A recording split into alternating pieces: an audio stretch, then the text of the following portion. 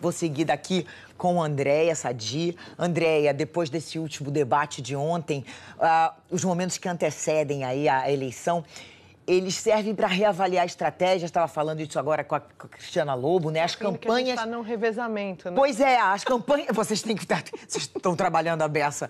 As campanhas têm que avaliar dia a dia, quase minuto a minuto, né? Como lidar com esse finalzinho. Mas você quer ver um exemplo? Na campanha do Fernando Haddad, por exemplo, eles já encerraram as estratégias nesse primeiro turno. Já estão de olho no segundo? Se tiver segundo turno, porque a própria campanha do PT, do Fernando Haddad, faz uma avaliação de que ele sim, essa eleição pode acabar no primeiro turno. O que aconteceu ali nessa reta final? Os aliados, os principais assessores ali do Fernando Haddad, queriam que ele fizesse um aceno ao centro ali, ampliando os apoios dele ainda no primeiro turno. E queriam que ele fizesse isso no grande ato final de campanha, que para as campanhas, de fato, é o debate da TV Globo, ou seja, ontem.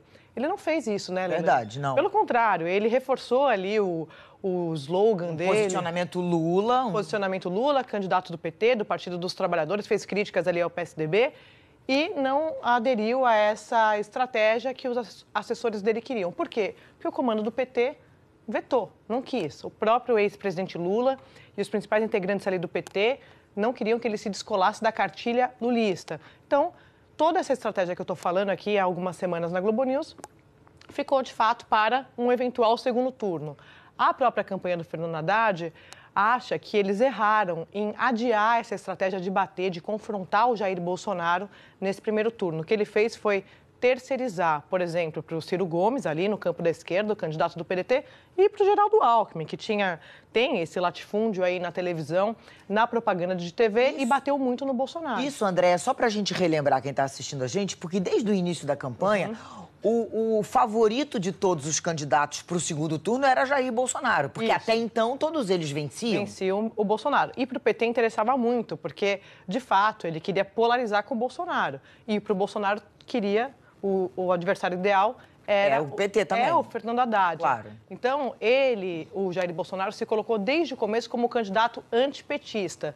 Sabendo disso, o Fernando Haddad também escolheu o Bolsonaro, porque ele era o candidato anti-Bolsonaro. Então, a gente tem essa indefinição no primeiro turno. Se tiver segundo turno, vai ser Fernando Haddad e Bolsonaro, como indicam as pesquisas, mas o PT admite aí nos bastidores que estava num salto alto na semana passada, Leilane, achando que já ia chegar no segundo turno, inclusive na frente nas pesquisas do Jair Bolsonaro. E agora eles recuaram e estão fazendo essas novas avaliações aí de um pós-domingo, se houver pós-domingo para o PT. E falando em bastidores, o que você traz da campanha do líder, que é o Jair Bolsonaro? Aí do lado do Bolsonaro tem o seguinte, eles avaliam de fato, o próprio Mourão, vice do Bolsonaro, me disse que ele acha que eles vão levar no primeiro turno. Por quê? Qual que é a avaliação que eles fazem?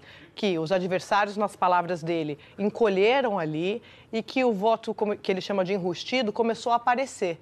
Então, ele acha que essa probabilidade ficou mais possível, segundo a avaliação do vice do Bolsonaro. Agora, toda a ordem na campanha dele ali, do candidato do PSL neste momento, é errar menos. Então, para isso, falar menos também. Como a gente sabe, os principais assessores dele, o próprio Mourão e o Paulo Guedes, economista da campanha, eles deram algumas declarações polêmicas aí nessa reta final que essas declarações preocuparam e muito ali o Bolsonaro, que teve que dar uma ordem ali central para eles pararem de falar, de olho nessa vitória aí, na verdade, nessa vantagem na vitória no primeiro turno. Se eles forem para o segundo turno, eles querem ter se não for resolvida no domingo, eles querem ter essa vantagem aí nessa segunda etapa, Leilane.